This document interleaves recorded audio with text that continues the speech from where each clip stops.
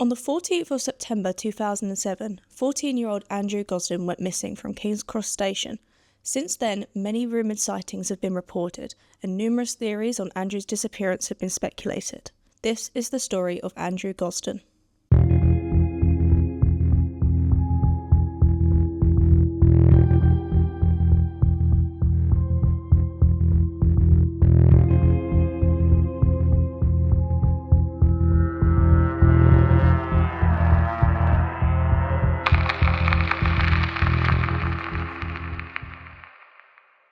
Andrew Paul Gosden was born on the 10th of July in 1993 in Doncaster, England.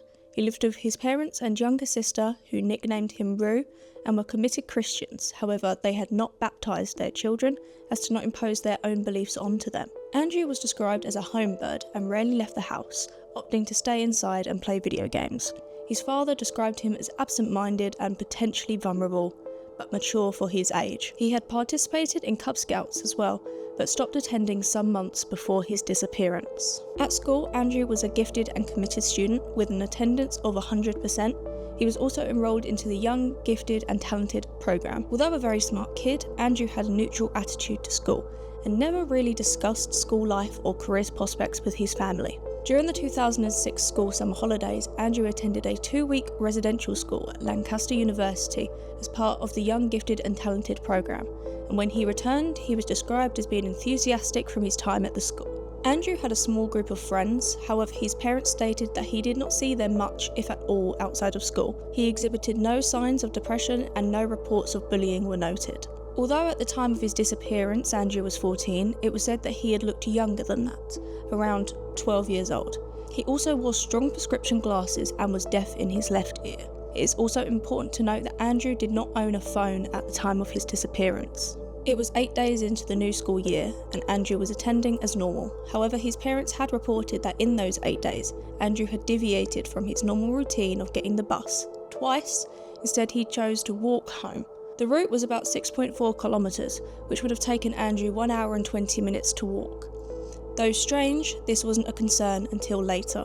The evening before the incident, the family said the night was uneventful. They had dinner, cleaned up, and Andrew had spent an hour on a puzzle with his father. They watched some TV before going to bed. On the morning of the 14th of September, Andrew seemingly had difficulty waking up and was unusually irritable. Nevertheless, he got ready and was out the door by 8:05 a.m. A family friend had witnessed Andrew walking to the bus stop. However, he never actually got on the bus. Instead, Andrew headed to a cash machine where he would withdraw £200, leaving £14 in his account. He was then caught on a neighbour's CCTV camera returning to his home. At home, Andrew got out of his school uniform, chucked it into the washing machine and changed into casual clothes, a black slip-knot t-shirt and black jeans. He grabbed his bag, embellished with various metal and rock band patches, as well as his keys, wallet and his PSP. He took nothing else with him. His passport was found at home, alongside with his PSP's charger.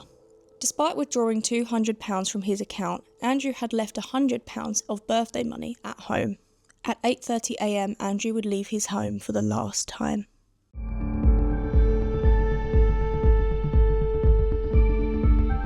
Again, he was captured on CCTV heading towards Westfield Park and walking to Doncaster railway station. At the station, Andrew purchased a single one-way ticket to London, which cost him £31.40. A standard off-peak return ticket would have cost Andrew only 50p more, which the ticket seller suggested to Andrew. However, he stuck with the single fare. At 9:35 a.m, Andrew is spotted boarding the train at the station, heading to King's Cross Station in London. He is alone, and a woman sitting next to him describes him as quiet and engrossed in his game.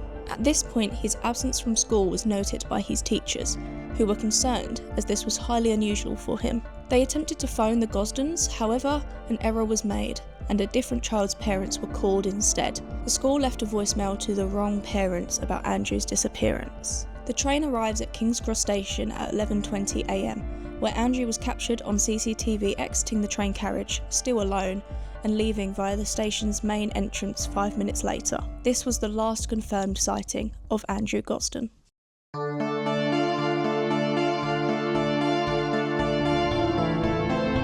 The evening of Andrew's disappearance, his family and the friend who had spotted him earlier in the day sat down for dinner. It was believed that Andrew was safe at home, either in his room doing homework or in their converted basement playing video games.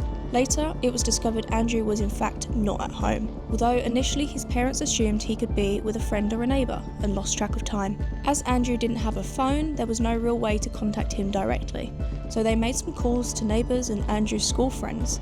However, it was revealed that Andrew wasn't anywhere to be seen and hadn't attended school that day. At 7 p.m, the police were called to the Gosden household, and Andrew's sister Charlotte described the event as a complete panic. "We initially thought something must have happened on the way to school. When we found that he hadn't been to school, even tried to go to school, that was even more worrying." Charlotte and Kevin, their father, scouted Andrew's route that morning, and the search of Andrew continued until nightfall. Over the weekend, the police investigated areas around the home and the route for any signs of something, but nothing was found.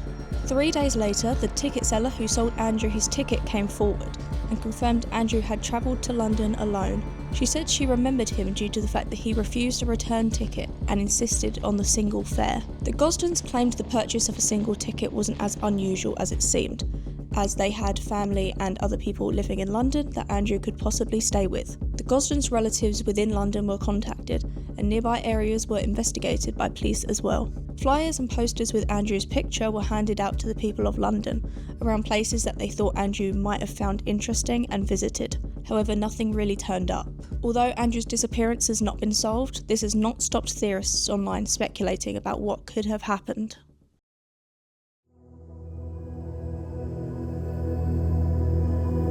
The family and the police investigated the theory that Andrew may have met someone online and had planned to meet up, with things potentially going wrong at some point. However, this lead had no evidence, as Andrew had no phone and didn't use a computer at home.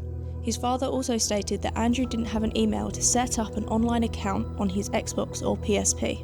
Still, all technology was taken for investigation from the Gosden home, but nothing was found that could hint to his disappearance.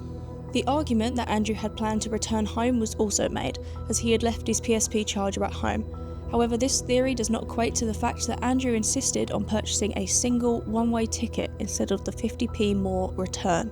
In September of 2017, retired head of the Met Police's Central Images Unit, Mick Neville, drew comparisons between Andrew's disappearance and that of other gifted students in the London area. Alex Stoley was 16 when he disappeared in 2008, almost a year after Andrew had, and was last seen 2 miles from where Andrew last was. No link has yet been made, but people urge an investigation to be opened.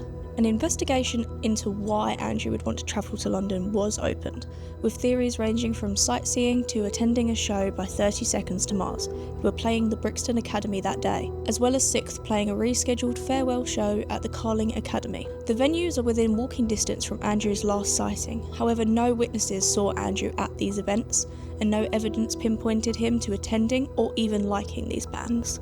Over the years, many reported sightings of Andrew have been brought to attention, though none have been confirmed.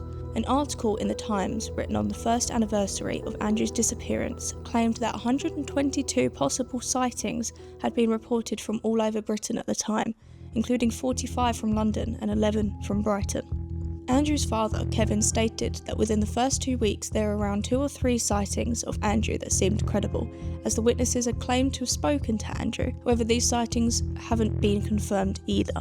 The most plausible sighting of Andrew placed him at the Pizza Hut on Oxford Street, an hour away from where the CCTV had captured him leaving the station. The family claims this lead was never investigated, however it is deemed as being potentially credible, and online sleuths deem it as being a confirmed sighting of Andrew. Additional unconfirmed sightings of Andrew were reported on Monday the 17th of September on Oxford Street, and the next day another witness claimed to see Andrew sleeping in a park in Southwark. On the 19th of September, 5 days after his disappearance, witnesses reported to spot Andrew getting off a train from Waterloo at Mortlake Station, then potentially walking up Sheen Lane. He was also said to be wearing different and warmer clothes. On the 17th of October, a woman claimed to have seen Andrew in Covent Garden. She states that she spoke to the boy, who she told looked like the missing boy on TV. However, this boy apparently denied that he was Andrew Gosden. Many other sightings, including rumoured CCTV and other recordings claiming to feature Andrew, came about in the years after.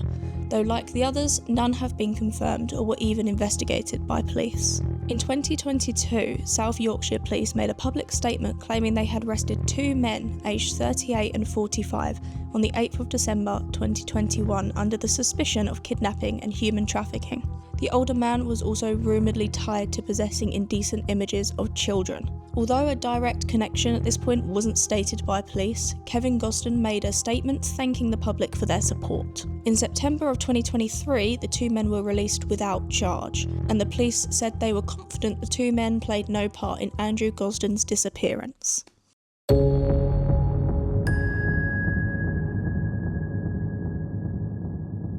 Online sleuths have committed to helping the Gosden family find their son and help solve the mystery of Andrew's disappearance. Andrew's parents still live in the same home and haven't changed the lock since Andrew last left, in hope that he may one day return.